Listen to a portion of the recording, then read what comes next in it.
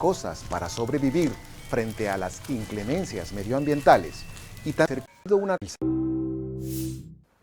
El origen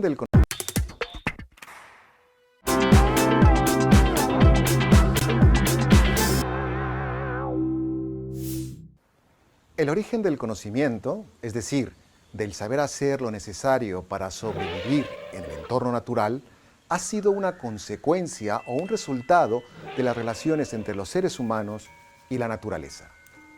En la medida en que los hombres fueron aprendiendo a hacer cosas para sobrevivir frente a las inclemencias medioambientales y también en la medida en que lo consiguieron, fueron capaces de introducir un orden o una estructura de clasificación para comprender, explicarse lo que sucedía a su alrededor y después para actuar sobre el entorno manipulando y modificando los materiales que tenían a su alcance.